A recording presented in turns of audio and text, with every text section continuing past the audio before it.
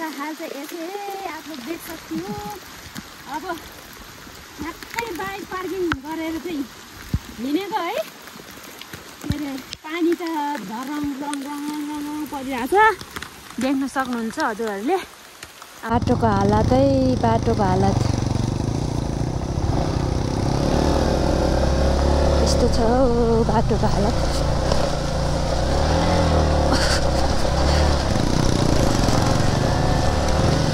ओइ म त कहाँ आएँ यार ममा पानी चाहिँ यस्तो खतरा परिरहेको नि खोइ कस्तो सुनसान छ हौ कस्तो डर लाग्ने यहाँ पनि दह एउटा त भेटिसक्यो हामीले है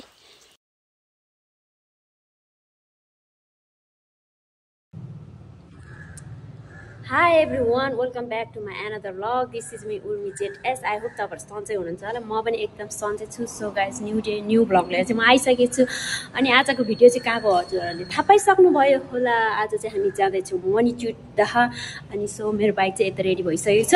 अब चाहिँ हामी NT15 मा भेटौँ है त. म चाहिँ यसरी रेडी भएको छु.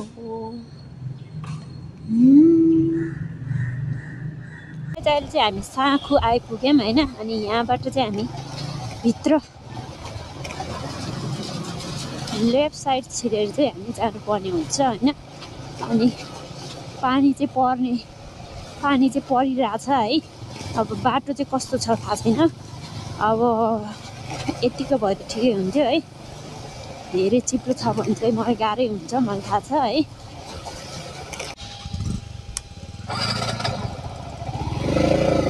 अल राइट गाइज हामी चाहिँ अहिले आइपुग्यो कहाँ आइपुग्यो चाहिँ थाहा छैन है. अब अफरोड चाहिँ सुरु भइसक्यो अनि पानी पनि परिसक्यो. अब कसरी जाने हो मलाई त थाहा छैन. अब गोब्रोको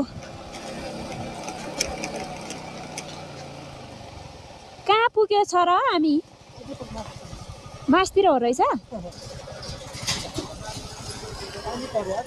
ऱ्याङ्कोट लगाम सेट कस्तो दिनमा आएछौँ नि हामी. पानी पर्यो गाइस. आजको चाहिँ मोटो भ्लग नहुने जस्तो छ है.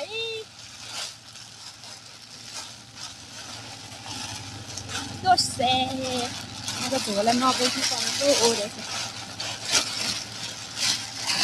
जिप्न त खोइ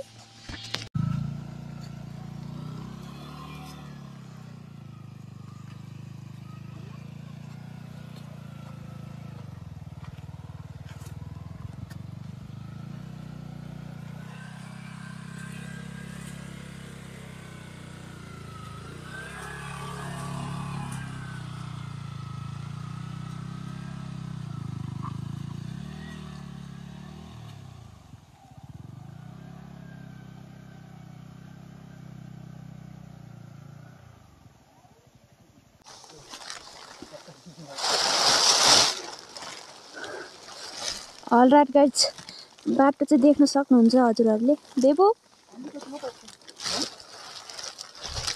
स्ट्यान्ड भेट्दैन त मार्कुरी.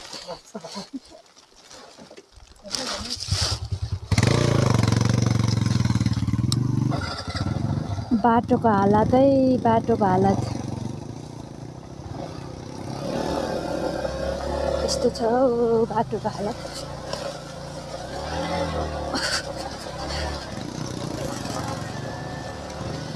ओइ म त कहाँ आएँ यार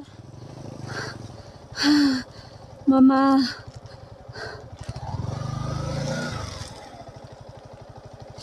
म त ओर्लेर गर्छु. हमारा हाल चाहिँ यसै आफ्नो देख सक्छु अब ठ्याक्कै बाइक पार्किङ गरेर चाहिँ हिँडेको है के अरे पानी त धरङ रङ रङ रङ परिरहेको छ देख्न सक्नुहुन्छ हजुरहरूले.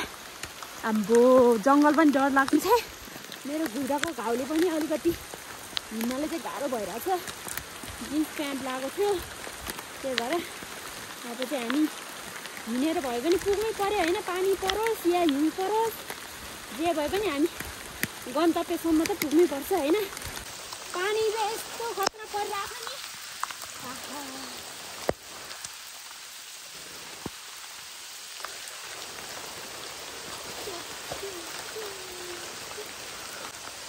गाइस भ्लगर बन्न चाहिँ यस्तो सजिलो चाहिँ छैन है। यस्तो गाह्रो छ अनि न पानी न घाम न खानपिन भनेर चाहिँ हामी चाहिँ यसरी भिडियो बनाउनु पर्ने हुन्छ हैन भ्लगको लागि चाहिँ।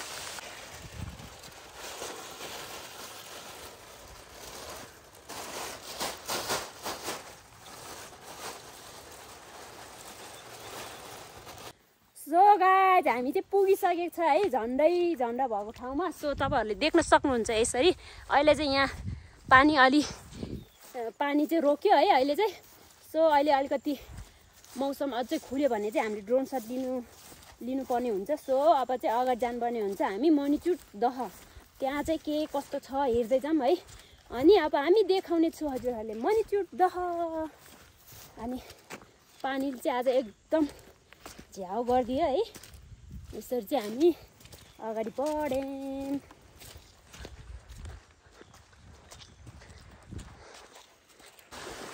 हामी चाहिँ आइपुगिसकेको क्या हो। डस्टबिनहरू चाहिँ यसरी हाल्नुपर्ने हुन्छ। डस्टबिनको यो चाहिँ यहाँ अहिले छैन रहेछ। ल हामी चाहिँ फाइनली आइपुग्यौँ गाइस। मनी हो रहेछ नि त त्यही भएर त मणिचुट दह भनेको रहेछ नि त होइन। यसरी देख्न सक्नुहुन्छ हजुरहरूले मनी एन्ड यतापट्टि चाहिँ दह। ए बस्ने ठाउँ पनि रहेछ जे होस्। यतापट्टि चाहिँ मान्छे बोल्ने रहेछ। यताबाट चाहिँ जाने गएको धेरै ठुलो दह रहेछ त।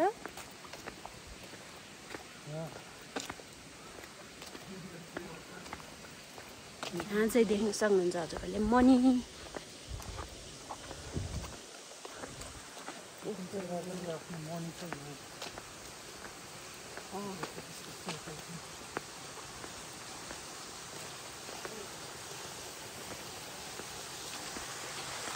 एकछिन बस्छौँ होइन। यता चाहिँ पानीको मुहान चाहिँ यसरी आइरहेको छ। मान्छे चाहिँ हिँड्नु मिल्छु नि हुँदैन। ओहो धेरै ठुलो छ त है दह त। आम्बो धेरै गहिरो छ जस्तो है।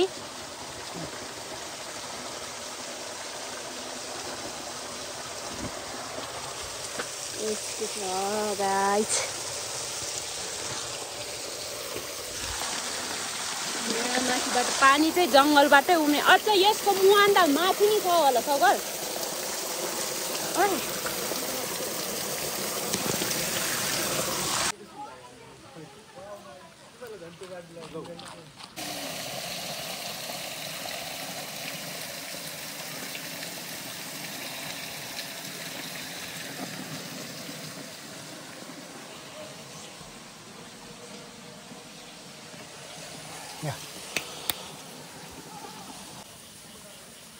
यो मणिचुट चाहिँ होइन हिन्दू तथा बुद्धिस्टहरूको चाहिँ ऐतिहासिक दह हो रहेछ। सो गाइस तपाईँहरू पनि आउनुहुन्छ भने चाहिँ होइन आउनु होला। बाटो चाहिँ एकदम राम्रो छ।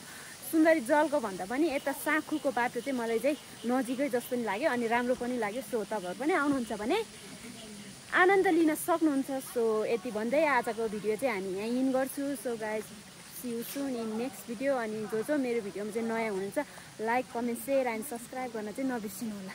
Okay guys by.